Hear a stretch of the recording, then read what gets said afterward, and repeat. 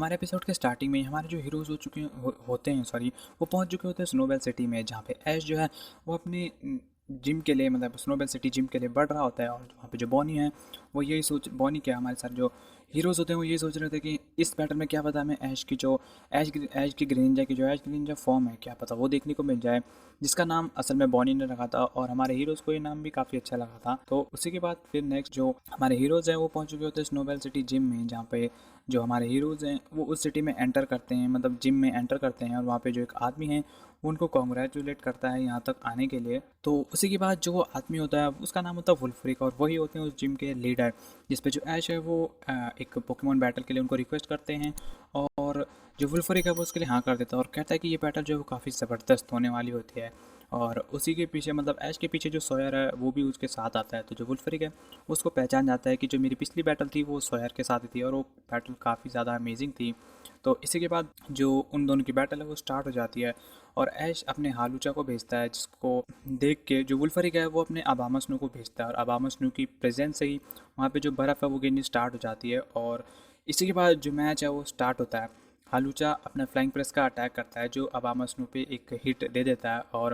वुल्फ्रिक जो है वो यही देख रहा होता है कि जो हालूचा है वो इतना ज़्यादा भी कमज़ोर नहीं है। और बट जो हालूचा है वो वहीं दूसरी तरफ जो वहाँ बर्फ़ चल रही होती है उसके चलते उसको थोड़ा डैमेज होता है। और उसी के बाद हालूचा हाई जंप किक का अटैक करता है, बट जो अबामा स्नो है वो उससे एक कदम आगे रहता है। वो आइस शार्ट का इस्तेमाल करता है जो कि हालूचा को हिट कर जाता है। फिर उसी के बाद जो अबामा स्नो है वो एकदम से वुड हैमर का अटैक करता है हालूचा पे, बट हालूचा जो है वो किसी तरह से उस अटैक से बच जाता है और फिर फ्लाइंग प्रेस का अटैक करता है। जिसके बाद एकदम से फ्लाइंग प्रेस के बाद ही हालूचा हाई जंप किक का अटैक करता है और अबामा स्नो के इर्द गिर्द एक सर्कल बना देता है, जिससे कि वो उस पर अटैक करता रहता है। और इसी के बाद जो अबामा स्नो है वो ये अटैक मतलब झेल नहीं पाता और वो इस मैच से बाहर हो जाता है। और इसी के बाद जो वुल्फ्रिक है वो अपना नेक्स्ट जो पोकेमोन है वो एवेलक को भेजता है, जिसपे एवेलक जो है स्टार्टिंग में ही हालूचा पे स्टोन एज का इस्तेमाल कर देता है, जिसको हालूचा डॉज कर देता है और एकदम से कराटे चॉप का अटैक जो है वो एवेलक पे कर देता है। बट क्योंकि वहाँ पे जो है वो बर्फ़ पड़ रही होती है, एवेलक की जो बॉडी है वो उसकी मतलब प्रॉपर्टीज़ के कारण वो थोड़ी बहुत अपनी हेल्थ गेन करता रहता है बर्फ़ से। वहाँ दूसरी तरफ जो हालूचा है उसको बर्फ़ के गिरने से मतलब थोड़ी उस मैच में तकलीफ़ हो रही होती है बैटल करने में। बट ये सब ना सोचते हुए जो हालूचा है वो हाई जंप किक का अटैक कर देता है अगेन, बट जो एवेलक होता है वो उसको जैरो बॉल से उसके अटैक को नेगलेक्ट कर देता है। और इसी के बाद जैसे ही जो हालूचा है वो फ्लाइंग प्रेस का अटैक करने की कोशिश करता है, जो वहाँ पे जो बर्फ़बारी हो रही होती है उसके कारण जो हालूचा है उसकी बॉडी में मतलब एक तरह से कह लो आप थोड़ी बहुत पैरालिसिस हो जाता है, जिससे मतलब वो लड़ नहीं पाता। और उसी के बाद जो एवेलक है वो जैरो बॉल का अटैक करता है हालूचा पे। और वहीं दूसरी तरफ जो सेरिना होती है वो मतलब यही सोच रही होती है कि इन दोनों के बैटल में आगे क्या होने वाला होगा। और वहीं दूसरी तरफ जो हालूचा है वो जैसे ही जैरो बॉल का अटैक उस पर लगता है वो इस मैच से बाहर हो जाता है। उसी के बाद जो ऐश है वो अपने टैलेंट फ्लेम को भेजता है और उसको फ्लेम चार्ज का इस्तेमाल करने के लिए कहता है एवेलक पे, जो कि खुद को उस बर्फ़बारी के कारण हील कर रहा होता है। और उसी के चलते जो एवेलक है उसको एवेलेंस का यूज़ करना पड़ता है, एवेलेज का यूज़ करना पड़ता है, जो कि काफ़ी तगड़ा डैमेज दे देता है टैलेंट फ्लेम पे। और क्लेमेंट जो है वो यही देख रहा होता है कि ये जो एवेलक जो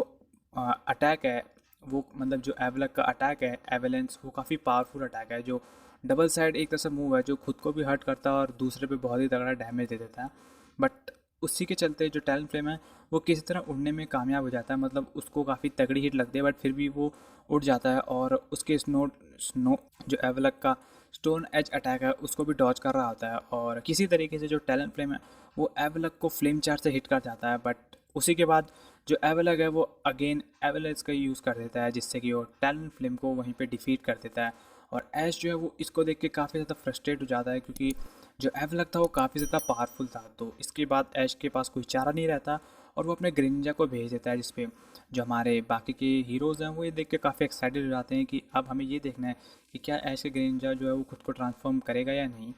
और वहीं दूसरी तरफ बैटल फील्ड में जो ग्रेनिंजा है वो एवेलक की तरफ कट का इस्तेमाल करके मतलब कट का इस्तेमाल करता है एवेलक पे, और जो एवेलक है वो उससे डॉज करने के लिए स्टोन एज का अटैक करता है। बट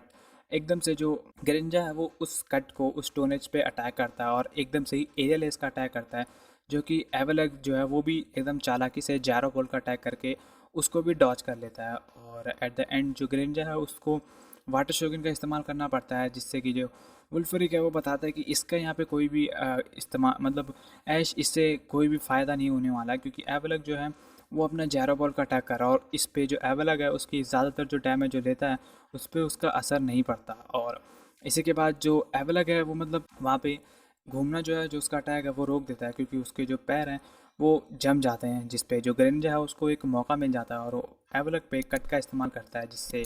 कि जो क्लेमेंट है वो बताता है कि शायद ग्रेनिंजा ने वाटर शोगन का अटैक इसलिए किया था ताकि वहाँ पे जो है वो पानी हो जाए, और यहाँ पे जो है अंदर का मौसम वो काफ़ी ठंडा है, जिसके कारण जो पानी है वहाँ पे जम गया। तो इस पे जो वुल्फरिक है वो काफ़ी ज़्यादा सरप्राइज हो जाता है इस सब मतलब वो ये ऐश के इस एकदम टेक्निकल अटैक को देख के। फिर इसी के बाद जो ऐश और ग्रेनिंजा है वो दोबारा से अपने सिंक में आ जाते हैं, और जो ग्रेनिंजा है वो ऐश ग्रेनिंजा में इवॉल्व हो जाता है, और जो सोयर है वो यही देख रहा होता है और इन सब के नोट्स ले रहा होता है। और वहीं बैटलफील्ड में जो ऐश ग्रेनिंजा है वो एरियल इसका अटैक कर देता है, जिससे कि वो एवलक पे एक बहुत ही तगड़ा डैमेज दे देता है। बट एवलक इसके बाद एवलेस का इस्तेमाल कर देता है, जिससे कि वो ग्रेनिंजा को हिट तो कर देता है बट उससे उतना ज़्यादा फ़र्क नहीं पड़ता। और वहीं दूसरी तरफ जो ऐश है वो इस मैच को किसी न किसी तरह से जीतना चाहता है, तो वो अपने ग्रेनिंजा को कट का इस्तेमाल करने के लिए कहता है। वहीं दूसरी तरफ जो एवलक है वो स्टोन एज का अटैक करता है, देन उसके बाद जो ग्रेनिंजा है उसका कट एवलक पे लग जाता है और एवलक को जो है वो थोड़ा सा डैमेज मतलब रिसीव होता है। बट उसके बाद जो एवलक है